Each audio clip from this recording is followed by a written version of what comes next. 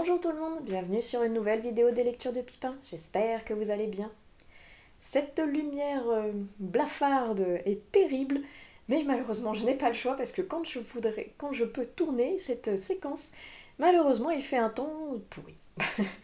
C'est pas de chance, mais je voulais profiter d'avoir tourné le Blossom juste avant pour pouvoir vous faire une petite séquence pour ce nouveau vlog, en vous parlant d'une lecture que je viens de terminer qui est un SP, et en vous parlant également d'une réception. On commence ça tout de suite.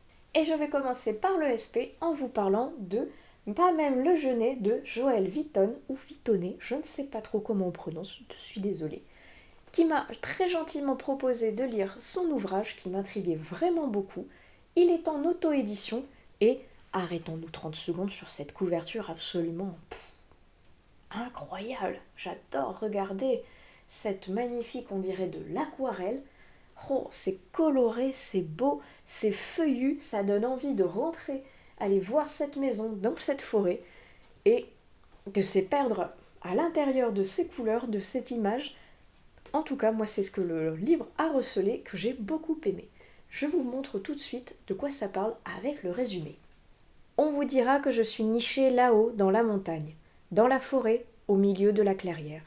On vous dira que je peux voir le plateau, les sommets, que des biches, des écureuils viennent batifoler autour de moi, que les sapins noirs me protègent de la chaleur. On vous dira que je connais toute la région, que je connais ses habitants. On vous dira que je suis solide, combative, protectrice, fière, certains diront arrogante. J'ai observé tant de vies, tant de personnages, de drames et de grâces. Certains sauront que je suis centenaire. On vous dira que des hommes m'ont bâti pour d'autres hommes. On vous dira que je suis construite de pierres résistantes, de ciment rugueux et d'ardoises grises. On vous dira tout ça, mais ce n'est pas tout. Il y a tant d'autres choses que je suis, que je sais, que je sens. Laissez-moi vous raconter. Derrière ce résumé mystérieux se cache l'histoire d'une maison racontée par cette maison. Et c'est ça, moi, qui m'avait vraiment intriguée et attirée dans ce roman, parce que c'est tellement atypique, une maison qui raconte son histoire, mais je trouvais ça génial et j'avais terriblement envie d'assouvir ma curiosité en le découvrant. Donc merci encore une fois à l'autrice d'avoir eu la gentillesse d'accepter de m'envoyer son roman qui était vraiment super chouette, très beau, touchant, avec une plume incroyable et donc une originalité énorme avec cette maison qui raconte sa propre histoire. J'ai vraiment beaucoup aimé, ça se lit tout seul, avec une pagination qui est très claire, très aérée. Et moi ce que j'aime bien, je ne sais pas si on va voir là, voilà, au niveau d'un titre par exemple, ils se présentent tous comme ça, avec où elles font quelque chose, là où elles s'envolent, où elles ondulent pour celles-ci, où elles se battent pour certaines, où elles enquêtent pour d'autres. J'aime beaucoup comment c'est présenté, avec toujours cette maison qui est là, qui nous raconte sa vie, qui nous raconte comment elle a été construite, les vies qu'elle a vécues de par les personnes qui l'ont habitée, les drames, les joies, les tristesses, les projets. Elle a vécu tellement de choses, en bien comme en mal. Elle a vécu sa construction, elle a vécu une partie de sa démolition dans un incendie, elle a vécu sa reconstruction, son aménagement, sa mise aux normes, elle a vécu cette forêt qui a grandi autour d'elle, qui s'est épanouie, avec la flore qui a poussé, avec les animaux qui grouillent autour d'elle. Avec ces deux personnages également que l'on va suivre, les deux principales qui sont Béatrice et Marlène, qui vont venir emménager dans cette maison et dont on va suivre un autre point de vue que celui justement de la bâtisse. Elles vont venir l'embellir par ce coup de cœur qu'elles ont eu sur cet écrin de verdure et cette maison en pierre nichée sur la colline au sommet des montagnes qui surplombent la forêt. Elles vont essayer de vivre leurs rêves, elles vont essayer de bâtir quelque chose, elles vont l'embellir, elles vont avoir des joies comme des malheurs, elles vont avoir des galères comme des moments de bonheur. C'était vraiment très intéressant de lire cette histoire et donc très originale. C'est la première fois, je pense, que je lis un livre de ce style, raconté comme ça, et cette imagination qu'a eu l'autrice de faire vivre une bâtisse, de la faire parler, moi je trouve ça mais incroyable et j'aime beaucoup cette idée. Et je crois que c'est Margot de la chaîne Margot Liseuse qui parlait qu'elle avait trouvé un livre un petit peu dans ce style d'une maison qui raconte ce qu'elle a vécu, et je sais plus si c'est pas un policier avec un meurtre ou quelque chose comme ça. Mais honnêtement, depuis que j'ai lu celui-ci, je suis intriguée, et comme Margot, j'aime beaucoup le fait que ce soit donc une maison qui raconte son vécu. Parce qu'elle est centenaire, cette maison, donc elle en a vu des choses. Elle a vu la guerre, elle a vu des naissances, elle a vu donc de la joie, de la peur, vu qu'elle avait en partie brûlé à un moment. C'était super intéressant. Et la fin m'a terriblement, on va dire, énervée, parce que je n'ai pas aimé le fait que les hommes décident pour d'autres hommes. Et c'était terriblement frustrant de voir ces personnages qui vivent, qui luttent, qui n'ont rien demandé et qui vont vivre quelque chose de bouleversant. Et cette maison va vivre avec eux quelque chose de vraiment bouleversant et moi je trouve injuste. C'était terrible de lire ça. Franchement, je ne peux pas ressentir ce que les personnes qui étaient dans cette situation pouvaient ressentir. Ça doit être horrible, on doit en vouloir vraiment à la terre entière, essayer de se battre, même si, entre guillemets, c'est déjà voué à l'échec. Je peux pas vous dévoiler ce que c'est, mais moi j'étais terriblement triste, en colère et frustrée par cette fin parce que les hommes m'énervent. Voilà, tout bêtement. Moi je suis pour le charme de cette maison en pierre, le cadre bucolique de cette forêt, et foutez la paix au monde en fait. Laissez cette maison et les personnages qui sont dedans vivre tranquillement. C'était vraiment une très belle lecture, une belle expérience que je vous recommande chaudement parce que c'était super chouette. N'hésitez pas à aller suivre l'autrice sur les réseaux sociaux parce que franchement, c'est très intéressant ce qu'elle fait. Elle a une vraie belle plume et je crois qu'en ce moment, elle est en train d'aller faire des dédicaces. Donc, si ça vous intéresse, Pas même le jeûner de Joël Vitton. Et je vais donc terminer cette séquence par ma réception qui est déjà ouverte pour pas que ça fasse trop de bruit. Et elle est énorme! Alors, je ne sais pas si vous vous doutez de quoi il s'agit. C'est une précommande que j'ai fait il y a un bon bout de temps déjà. Quand j'ai su que le livre allait sortir, qu'il avait été annoncé. C'est un tome 2, je n'ai pas lu le tome 1, on est d'accord que je fais n'importe quoi. Mais il me faisait terriblement envie, je pense que je vais adorer le tome 1. Et honnêtement, même si je ne l'avais pas encore lu, j'ai tellement, mais alors tellement galéré pour réussir à choper cette magnifique version collector pour le tome 1 qui avait failli me passer sous le nez, que là j'ai pas du tout attendu. J'ai vu que le tome 2 sortait, je pense que même pas 10 heures après, je l'avais commandé parce que je voulais pas réavoir le souci que j'ai failli avoir avec le premier de le louper. Et là je me suis dit si jamais je peux pas le récupérer, ça m'embêterait d'avoir le premier en collector et le second en version paperback classique. Ça m'aurait embêté, mais trêve de tergiversation. Le tome 2 de l'Empire du Vampire. Là, c'est l'Empire des damnés. C'est toujours de J. Christophe. C'est toujours chez De Saxus. Et c'est toujours trop beau. Et je crois que j'ai l'agréable surprise de voir que cette fois-ci, il n'a pas de POC. Peut-être qu'enfin, la livraison s'est bien passée jusqu'au bout. Je vais enlever ce blister très moche et on va découvrir ensemble ce qu'il y a sous les pages. Il est vraiment trop beau. Déjà que je trouvais le premier magnifique, mais alors regardez, sans les reflets c'est compliqué. Et justement, il brille, il est beau, il est vraiment beau. Toujours en aspect un petit peu soft touch. Oh, c'est beau. Regardez, ici c'est en relief, c'est super joli. On a visiblement une carte en Name Pages, une très jolie carte dans les tons un peu noir et vert. J'ose pas trop l'ouvrir parce que je l'entends qui craque un petit peu. Oh, trop beau. Et j'ai pas envie de casser le dos alors que je viens juste de le recevoir. Alors, on va commencer par ce qui se passe sous la Dust Jacket, qui est donc la couverture de la version paperback, entre guillemets, classique. C'est donc cette couverture-là que vous aurez si vous l'achetez en version brochée et non en version reliée, qui est très jolie aussi, qui me fait toujours penser un petit peu à un Alucard, entre guillemets, des temps modernes, à un Castlevania. Moi, ça me fait penser à ça. Je le trouve vraiment très joli aussi. Et donc, sous la dust jacket, nous avons un vrai petit bijou. Regardez comme c'est beau.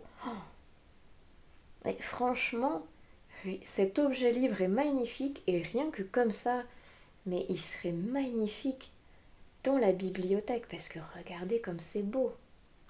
Qu'est-ce qu'on a de marqué ici? Personne n'est plus terrifié par la mort que ceux qui vivent éternellement. Oh! Et là, nous avons une autre carte. Trop beau.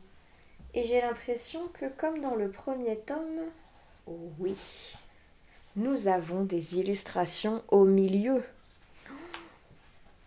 J'ai hâte de découvrir et en même temps, j'ai pas envie de voir ce qu'il y a dedans. J'ai envie de me garder la surprise. Waouh! Et je suis ouais, à la fois intriguée. Oh, c'est joli ça. La page qui va nous faire changer de partie visiblement.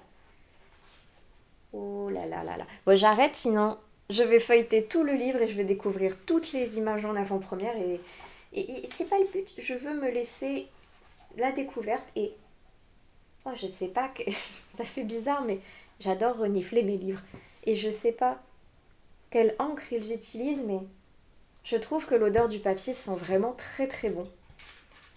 Est-ce que je suis la seule à sniffer mes livres?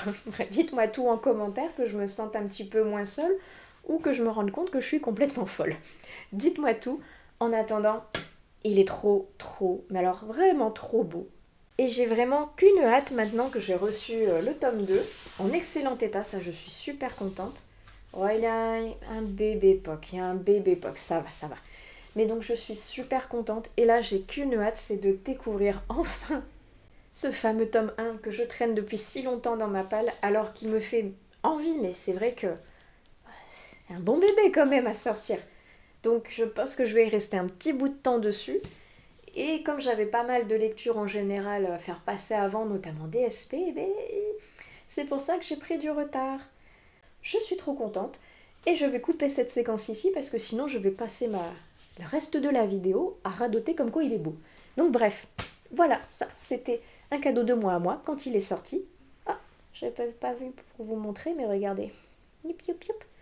Il y a un signet en tissu également dedans. Bref, tout ça pour vous dire que c'est le tome 2. J'ai très hâte de découvrir le tome 1 et je le trouve trop beau. Donc, j'espère que la prochaine séquence, je vous dirai que j'ai au moins commencé le premier tome.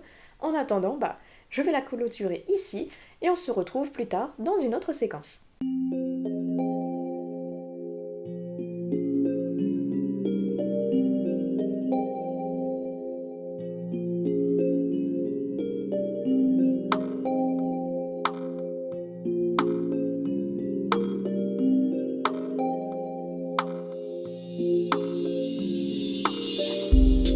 Et recoucou tout le monde, je suis toujours avec une lumière pourrie, mais ça équivaut à un temps pourri également dehors.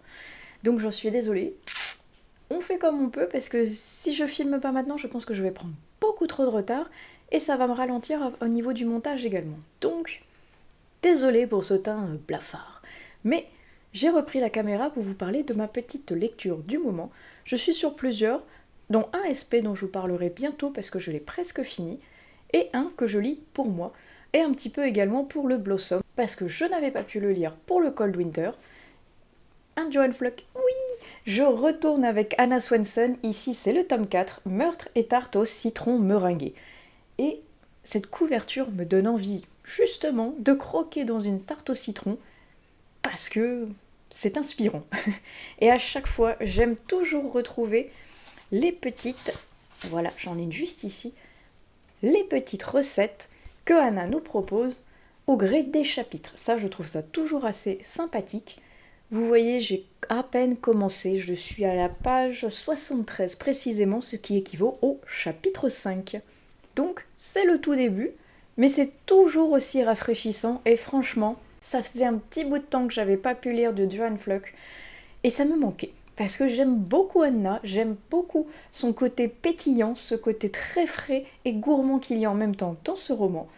Donc, je voulais vraiment y retourner. En plus, je suis donc que au tome 4. Il y en a beaucoup d'autres qui m'attendent derrière et je voulais pas perdre trop de temps non plus au niveau de la saga pour pas avoir un retard monstrueux et avoir 50 livres à lire à la suite. Donc celui-ci, c'est le début, c'est toujours sympa, même si le triangle amoureux commence à me casser les pieds. Je sais pas, il faut que ça bouge, il faut qu'elle choisisse l'un ou l'autre. J'ai l'impression qu'en plus, c'est pas être le cas pendant un bon bout de tome. Et ça m'embête parce que là, il se tourne autour, elle hésite entre Norman le dentiste ou entre Mike le shérif. Et il n'y a rien qui avance. C'est que des ambiguïtés par-ci par-là. Là, il y en a un qui va construire une maison et l'autre, il arrive en mode oh, tu vas construire une maison donc tu vas te marier avec lui, il faut lui dire non. Mais de quoi je me mêle en fait, monsieur? Si tu lui fais pas ta demande, t'as aucun le droit de lui dire que ce qu'il faut qu'elle fasse. Et l'autre, justement, il lui répond si tu lui réponds au mariage, il faut que tu me le dises avant que je puisse réfléchir. Mais en fait, non. Non, si tu veux te marier avec elle, tu lui dis point barre, t'attends pas que l'autre il fasse sa demande pour venir faire le jaloux. Enfin bon. La romance, même là-dedans, ça passe pas. Voilà, hein, ça ne change pas, mais j'ai très hâte, ça va faire bizarre de dire ça, mais j'ai très hâte qu'il y ait un meurtre et que ça bouge. Parce que là, le trio me gonfle. Donc j'ai très hâte de revoir Anna au cœur d'une enquête. Et je pense que, oui, comme je vous dis, page 73. Je pense que ça va pas tarder à arriver. Donc j'ai très hâte de voir ce que ça va donner. Mais pour le moment, j'aime toujours autant, malgré donc ce trio qui ne bouge pas. Je vais vous parler, juste avant de couper cette séquence, d'un SP que j'ai terminé qui s'appelle Marques ardentes de Anne Céleste. Donc je remercie beaucoup l'autrice de m'avoir fait découvrir son univers parce que là on est très loin de ce que j'ai l'habitude de lire car il s'agit de la poésie mêlée un petit peu quand même à de la psychologie, oui on va dire, parce que Anne a la particularité de créer des poèmes mais entre guillemets sur le biais d'émotions et de choses qu'elle ressent au niveau de la vie, de la nature humaine, de ce qu'elle a pu vivre, de ce qu'elle a pu voir. Elle couche tout ça sur le papier et elle nous sort comme ça un poème, certes, mais également une réflexion, une pensée de vie. Et c'est très intéressant et intriguant la manière dans laquelle elle le présente, pour plusieurs raisons. Déjà, le côté mise en page, qui est très sympa, avec une illustration, avec un dessin qui est à chaque en-tête de poème, et qui vient illustrer les propos que l'on retrouve à l'intérieur de ce dernier. Moi je les aime bien, ils sont assez simples, ils sont jolis, ils illustrent bien le poème que l'on veut retrouver juste après. Et j'aime bien, c'est des espèces de dessins avec une seule ligne, et à la fin, sans relever le crayon, fait un dessin avec une ligne uniquement. C'est très sympa. Et la deuxième particularité qu'ont ces poèmes, c'est qu'elle leur a donné un titre, oui, mais que ce titre est à la fin de chaque poème, parce qu'elle le transforme en espèce de devinette. Elle nous décrit donc une sensation, une émotion, quelque chose qu'elle a envie de nous faire véhiculer à travers ces mots, et ça permet au lecteur de jouer tout en réfléchissant à est-ce qu'il va deviner ce qu'elle veut dire à travers ces mots. Et ça permet donc de chercher, de lire, de découvrir, et à la fin donc de découvrir quel est le titre de ce poème, et si on avait découvert ou non ce dont il s'agissait. Est-ce qu'on avait pu percer le mystère des mots de l'autrice? Moi j'ai trouvé ça très ludique, c'est très sympa, et ça change complètement de mes habitudes de lecture. Donc, c'était, je pourrais pas dire très frais, parce que même si l'écriture est vraiment jolie, mais elle reste sombre, parce qu'elle a beaucoup de choses à nous montrer qui sont assez négatives, mais qu'elle présente de manière pourtant très belle, avec une très jolie plume. Donc je vous invite à le découvrir si jamais vous ne connaissez pas. Il est très sympa, original, et il change donc des habitudes de lecture classiques. Donc je pense que je vais vous laisser sur ces deux petites entrées très courtes, mais parce que je prépare une grosse vidéo pour... quand vous allez voir cette vidéo, je pense qu'elle sera déjà sortie. C'est un nouveau concept qui trotte depuis un petit bout de temps dans ma tête. J'espère que ça vous plaira, mais donc je vais aller la tourner parce que ça va me demander beaucoup de boulot, je pense, celle-ci. J'espère que ce que j'ai au niveau de la tête, je vais réussir à le retranscrire au niveau de la vidéo et que ça vous plaira. En attendant donc, je coupe ici, je m'éternise pas plus et je vous retrouve sur une prochaine séquence. Et rebonjour tout le monde! je vous reprends une dernière fois pour conclure ce vlog avec un nez certainement encore un petit peu bouché parce que je viens de cumuler une grippe avec une bronchite. Youpi. On est ravis. Mais en attendant, moi je suis ravie parce que pour une fois, il fait super beau dehors. Donc, pas besoin de lumière artificielle. Ça fait plaisir. Et donc, je vous reprends pour pouvoir vous parler de lecture, bien entendu. J'ai du bon et du moins bon parmi ce que j'ai à côté de moi. Donc, on va commencer tout de suite par ma dernière lecture audio, où je vous mets la couverture juste ici. Il s'agissait de Complot de Nicolas Beuglet. C'est le deuxième tome de la trilogie pour l'enquêtrice Sarah. Et le premier tome, je l'ai lu l'an dernier, si je ne me trompe pas, c'était Le Cri. J'avais beaucoup aimé. Et je voulais donc réitérer l'expérience parce que la fin du premier tome pouvait certes se conclure ici, mais appeler la suite d'une saga, donc je voulais lire le tome 2 parce que j'avais donc beaucoup aimé. Et ce tome 2, il porte super bien son titre parce que c'est un vrai complot à tous les étages possibles. Politique, religieux, scientifique, tout. Parce qu'on va suivre donc Sarah, une fois de plus, et là elle va être au cœur d'une enquête qui implique la mort de la première ministre norvégienne, je crois qu'elle est en Norvège. Et de ce meurtre qui a été ritualisé va découler tout un tas de choses qui sentent le complot. Et honnêtement, c'était impressionnant, je dirais, voire même parfois un peu fou, de voir les idées que l'auteur a eues et qu'il les a mis en place. C'est costaud, franchement c'est costaud, il y a des moments presque ça part vraiment dans quelque chose de très gros, peut-être même beaucoup trop gros pour paraître entre guillemets crédible. Et j'attendais vraiment la fin de voir au niveau des remerciements et des explications que l'auteur va donner, quelle est la part de fictif et la part de réel, parce qu'il y a des moments où on se dit mais c'est tellement gros que si c'est vrai, c'est pas possible que tous les scientifiques, toutes les personnes qui travaillent dessus, donc comme je vous disais, point de vue politique, religieux, scientifique, anthropologique ou autre, c'est pas possible qu'on soit passé à côté de ça. C'est un véritable complot. Et il laisse planer le doute, ce qui est bien et méchant en même temps. Donc c'était vraiment intense, et tellement intense que quand je suis arrivée à la fin, moi donc je vous disais, je l'écoute dans ma voiture, et j'étais tellement à fond dedans, vraiment le rythme était très très soutenu, et j'ai entendu le mot épilogue, j'étais en train de conduire, je me suis dit quoi? Mais non, mais c'est pas possible, il peut pas y avoir l'épilogue maintenant en fait, faut que ça continue, le tome 3 il arrive pas tout de suite là. Et si, si, et honnêtement ça coupe de manière mais tellement frustrante que j'ai envie du tome 3 là, maintenant, tout de suite. Je sais pas si on va rester entre guillemets dans la continuité de ce fameux complot ou si on va aller complètement sur autre chose. Mais en tout cas, maintenant, je suis vraiment très curieuse de lire la suite parce que c'était vraiment chouette.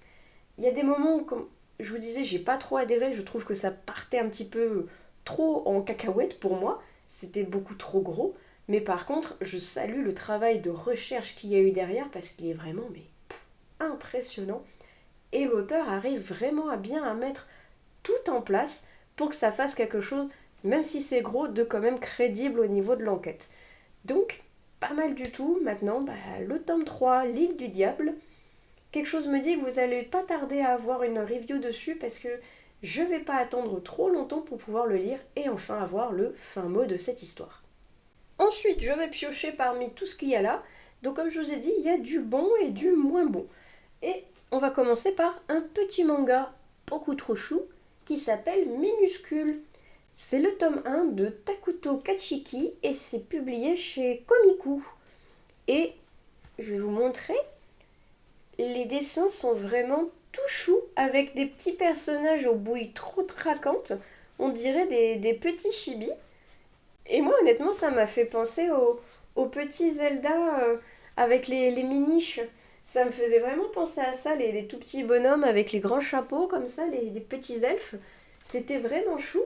Mais après, c'est beaucoup de petites histoires et pas de fil conducteur. Ça va être, je sais pas, ils vont au marché, ils vont avoir des péripéties, ou ils vont aller à la recherche d'un oiseau légendaire, ou après ils vont aider un barde pour devenir le chanteur gagnant d'un concours. Donc il n'y a pas tout à fait de fil conducteur, c'est vraiment un condensé de petites histoires dans un monde tout mignon, parmi justement donc des créatures toutes petites, dans un monde donc géant par rapport à eux. C'est mignon, Après, ça reste mignon. On voit, c'est marqué pour plus de 8 ans. C'est choupi, mais ça manque de peps, quoi. Je sais pas si je vais continuer, parce que c'est chou, mais ça m'apporte pas grand-chose. Il n'y a pas de quête principale, entre guillemets. Il n'y a pas donc de fil conducteur pour le moment. À voir, j'avais trouvé le premier tome à la médiathèque. S'ils ont le 2, pourquoi pas, je me laisserai tenter. Mais en fonction de la lecture du tome 2, potentiellement j'irai peut-être pas plus loin parce que c'est un peu trop jeunesse pour moi. On rebascule dans du roman avec Meurtre et tarte au citron meringuée. Je vous en avais parlé, je crois, sur la séquence d'avant, ou tout du moins dans ce vlog, et j'avais à peine commencé à le lire. Là, je vous reprends, je l'ai terminé, ça y est, et j'ai bien aimé. Malgré le fameux triangle amoureux qui me gonfle, comme je vous disais juste avant, ça n'a pas changé. On arrive à la fin de ce tome-ci, il n'y a toujours pas eu de choix. Donc, je sais que dans le tome prochain, le triangle sera toujours là, mais en attendant, le meurtre était très intéressant. Bizarre dit comme ça, ouais, mais c'était super sympa. Je suis curieuse maintenant de lire le tome 5, et j'attends de voir où est-ce que ça va nous mener, ça, parce que si à chaque tome il y a un meurtre, mine de rien, Lake Eden, il n'y a pas, je sais pas combien il y a de personnes, mais il commence à y avoir beaucoup moins de monde à force. Mais c'est toujours super agréable de suivre Anna parmi ses enquêtes, parmi l'évolution de son cookie jar et les petites recettes qu'il y a autour. Il y a toujours ce côté ambiance petit village avec tout le monde se mêle de la vie de tout le monde. Il y a les potins croustillants, il y a ce shérif qui donc tourne autour d'Anna et donc assez compatissant pour la laisser enquêter même si elle n'est pas vraiment professionnelle. Donc c'est sympa. J'attends de voir la suite parce que pour le moment c'est toujours aussi frais, toujours aussi agréable à lire. Donc à voir avec le tome 5 si ça continue sur cette belle lancée. On retombe sur un manga avec... comment ça se prononce? Frieren? Je ne sais pas. Ça. En tout cas, c'est le premier tome. Avec au scénario, on a Kanehito Yamada et au dessin, Tsukasa Abe. Et c'est publié chez Kiun dans la collection des Seinen. Et je voulais le découvrir parce que cette petite troupe de personnages, en fait, ce sont des héros, mais c'est une histoire sur quand les héros ont sauvé le monde, qu'est-ce qui se passe après. C'est pas pendant la quête, c'est vraiment l'après, une fois qu'ils ont sauvé l'univers, ben qu'est-ce qu'ils font? Est-ce qu'ils s'ennuient? Est-ce qu'ils font des quêtes secondaires? Qu'est-ce qu'ils vont fabriquer? Et c'est très sympa de suivre donc, cette petite elfe magicienne Frioren à travers des histoires assez sympas. Là, il y a un fil conducteur que j'aime bien pour le moment, même si le premier tome est très introductif et très, entre guillemets, triste aussi en même temps, parce qu'on montre comme quoi c'est une elfe, donc elle n'a pas du tout le même rapport au temps que le reste des humains normaux. Et justement, les humains normaux, eh ben, ils vieillissent et ils meurent. Donc elle va se retrouver assez vite seule, assez vite perdue dans un monde qui pour elle n'a pas changé, et qui pourtant va beaucoup plus vite qu'elle parce qu'elle, elle est au ralenti. Pour elle, 10 ans, c'est l'équivalent d'un battement de cils. Donc c'est intéressant de voir qu'est-ce qui se passe après, et surtout avec la fin de ce premier tome, vraiment, qu'est-ce qui va advenir au second tome. Est-ce qu'il va y avoir un nouveau fil conducteur, une nouvelle quête, pourquoi pas, des nouveaux héros? Je vais voir si ma médiathèque a le tome 2 parce que celui-ci, contrairement à Minuscule, j'ai plutôt bien adhéré et je suis curieuse de lire la suite. On repart sur un roman, finalement j'ai un roman, un manga à chaque fois à vous montrer, donc c'est pas mal, ça alterne. Et celui-ci c'est Le Manoir aux Roses de Tracy Rees, publié chez Charleston. Et ça a été traduit de l'anglais par Jessica Shapiro. Et je voulais le lire, outre parce qu'il fait partie du Blossom, parce que ça faisait un petit bout de temps, celui-ci je l'avais vu sortir, et moi j'aime bien, depuis que j'ai découvert la Villa aux étoffes chez Charleston, une fois de plus, mais j'aime bien cette ambiance un petit peu manoir, un petit peu secret de famille et historique aussi, que je trouve super intéressant. Et comme ça combine tout ça à chaque fois, Charleston c'est vraiment une maison d'édition que j'aime beaucoup. Parce que là, dans cette série-là, ça cultive vraiment le côté un petit peu à la fois secret, historique, féministe, et c'est super sympa comme combo. Moi je trouve que ça match plutôt bien. Et là en l'occurrence, on va suivre 4 personnages, 4 femmes.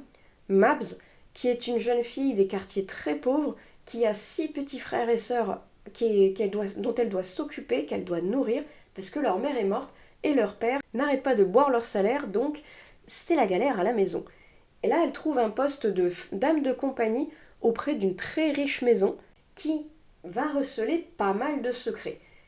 Et c'est ces secrets, moi, qui m'intéressent. Je voulais vraiment, avec curiosité, voir ce que ça donne. Et les autres personnages, ça va être l'une des jeunes filles de cette fameuse maisonnée, la voisine de la demeure d'en face, qui est très fortunée également, et qui a des idées très avancées, très féministes, très libertaires pour l'époque, pour une femme. Parce qu'elle ne pense pas au mariage, au contraire, elle est intelligente, elle a envie d'être libre, de s'émanciper, elle ne veut pas d'un mari, elle veut adopter une enfant, elle veut fonder une association caritative, et elle n'a pas besoin d'un homme. Ça passe mal dans le Londres du 19e, mine de rien. Mais c'est très intéressant à suivre. Et la quatrième personne qu'on aura vraiment très très tard dans le récit, du fait de ses nombreux secrets, ça va être Abigail Finch. Abigail Finch qui est donc la propriétaire de ce fameux manoir et la personne à qui Mabs doit tenir compagnie. Et les destins de ces quatre femmes vont s'entremêler, pour le meilleur comme pour le pire, à travers plusieurs secrets. Moi, c'est juste le petit détail qui m'a un peu embêté, c'est que je m'attendais à quelque chose de vraiment plus secret que ça. Parce qu'au final, il y a vraiment qu'un secret. Et pas plusieurs comme auxquels je pouvais m'attendre avec cette grande demeure qu'on dit justement mystérieuse, avec des personnes qui ont déménagé d'un village pour aller à Londres parce qu'ils cachaient quelque chose. Et au final, c'est plusieurs petits secrets qui tournent autour d'un gros secret unique. Et il n'y avait pas plus que ça finalement. Alors c'est très bien, c'est très beau de voir la condition de chacune de ces femmes qui va se battre pour ses convictions, peu importe l'époque, peu importe le regard des autres, malgré le fait que donc ce sont des femmes, donc elles n'ont pas trop le droit à la parole. En plus, quand on va suivre Oti, donc la jeune fille du manoir, elle est amie avec une personne dont la peau est de couleur noire, donc ça passe pas bien non plus. C'est une femme, donc ça passe pas bien. Et c'est une femme qui est en passe de devenir très intelligente et qui veut faire des études. Aïe aïe aïe, le patriarcat, il n'est pas d'accord. Et c'est ce que j'aime bien justement, c'est voir comment ces quatre filles qui sont d'âge, de milieu et de conditions différentes vont essayer de se battre pour leurs convictions, peu importe ce qu'on leur dit derrière. C'était très sympa, même si donc ouais, les deux petites ombres au tableau, c'est le fait donc qu'il n'y ait pas tant de secret que ça, et le titre. Le manoir aux roses, bah finalement les roses, si on en parle pendant un chapitre, c'est tout. Moyen, ouais, je sais pas pourquoi ils l'ont appelé comme ça, alors qu'au final, bah, les roses, on les voit à un moment, on commence à en parler, on doit être... Oh, je suis encore gentille, non. Plutôt à ça, ouais, presque du bouquin, on est aux trois quarts, et au final, après, les roses, on en parle pendant les deux derniers chapitres, et c'est tout. Ouais, je sais pas. Je l'aurais peut-être pas appelé comme ça, mais c'est vraiment un détail. Le reste était très sympa à lire. C'est pas le meilleur Charleston que j'ai lu, mais en tout cas, j'ai passé un agréable moment de lecture. On passe donc à un autre manga avec Little You. C'est de Siada et c'est publié chez Urban China. C'est le premier tome et lui, pareil, je l'avais mis dans le cadre du Blossom parce que, regardez, ça se passe avec plein de petites fleurs. On est en Chine et comme le thème de cette année du Blossom c'est la Chine, je me suis dit que ça rentrait vraiment plutôt pas mal dans le challenge. Et ça faisait un petit bout de temps que je l'avais vu à ma médiathèque celui-ci, donc je voulais découvrir ce qu'il donnait. Le design est très sympa, avec, regardez, des très très jolies mises en page. Ouais, regardez, c'est vraiment joli, moi j'aime beaucoup. Après, c'est pareil, un peu comme minuscule pour le moment, il n'y a pas vraiment de fil conducteur, c'est plutôt un condensé de petites histoires avec une jeune fille qui suit ses parents qui vont déménager dans la campagne chinoise et il va y avoir justement plein de petites histoires autour de ces déménagements avec des contes et légendes, avec des mythes, avec des personnages mystérieux et avec donc justement ces légendes chinoises qui sont mises en avant de manière très jolie avec de très belles illustrations mais qui au final, donc pour le moment, il n'y a pas vraiment de fil conducteur. Donc c'est un peu fouillis, peut-être un petit peu épars par moment. J'attends de voir, il n'y a que 3 tomes, donc j'attends de voir si le tome 2 c'est pareil, si c'est un condensé de petites histoires, ou s'il commence à y avoir un petit fil conducteur pour les 2 derniers tomes qui restent. Je suis curieuse, c'est joli, mais pour le moment un petit peu sans plus pour moi aussi, donc il n'y a que 3 tomes, il y a les 3 à ma médiathèque, je verrai si j'ai l'occasion de tomber dessus, pourquoi pas, et je vous dirai ce que j'en ai pensé. Et on va conclure avec le dernier livre, je pense, pour ce vlog complètement. Et je vais vous parler ici de Celle qui l'attendait de Baptiste Beaulieu, publié chez les éditions Fayard. Lui aussi, faisant partie de mon Blossom, et ça faisait un petit bout de temps déjà que j'en avais entendu parler et que je voulais découvrir la plume de l'auteur avec ce tome-ci. Et malheureusement, je vais vous quitter sur un énorme flop qui était même un abandon. Ça l'a pas fait du tout. C'est dommage pourtant parce que on allait suivre 2 personnages qui avaient l'air très intéressants, Eugénie et Joséphin. Eugénie qui donc déborde d'imagination, de projets farfelus, mais qui a une énorme peur du monde entier, elle est très très anxieuse. Et à côté, donc on a Joséphin qui est un chauffeur de taxi qui est mutique. Il n'a pas envie de s'exprimer, il n'aime pas trop les gens, mais également il cache un lourd passé qui fait qu'il est comme ça actuellement pour une bonne raison. Et ces 2 personnages que tout oppose notamment par leur caractère vont se retrouver et finalement vont se retrouver attirés comme 2 opposés. Et ça va donner une espèce de rencontre improbable autour d'une histoire un petit peu d'amitié qui va se transformer au fil des pages en amour. Et ça l'a pas fait du tout. Alors c'est pas une romance en soi, c'est vraiment ancré dans du contemporain, mais ce qui m'a dérangé en fait, c'est que ça partait, on va dire, dans tous les sens. La plume se veut belle, se veut poétique, se veut très presque lyrique et enchanteresse.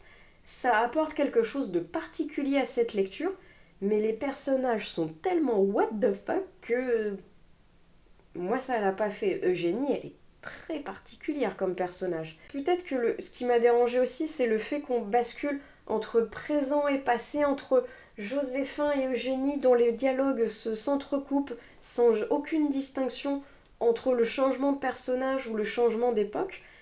C'est un peu compliqué à suivre et c'est surtout complètement fou, mine de rien, à suivre aussi.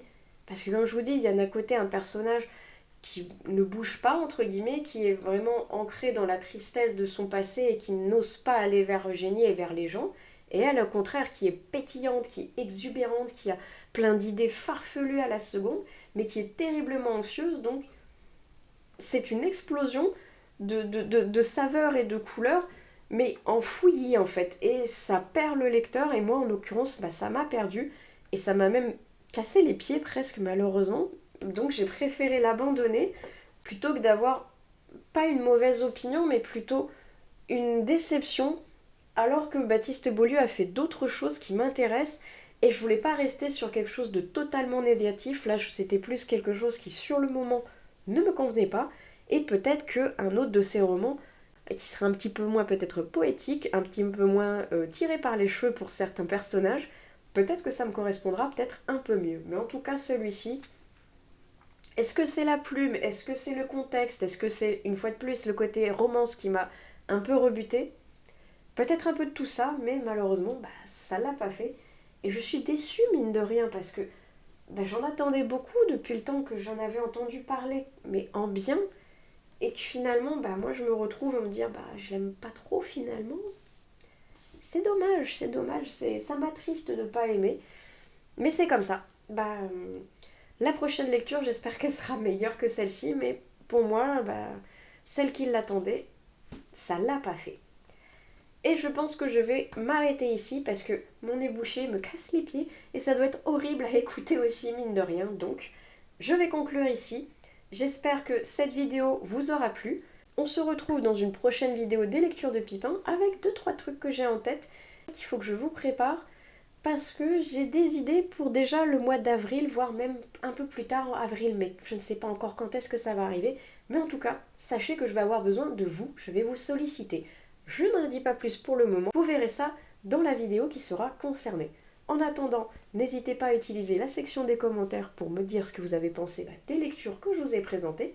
Si vous avez déjà 2-3 idées, pourquoi pas, de ce que je vous prépare, je serais curieuse de savoir si vous avez déjà trouvé de ce dont il va s'agir.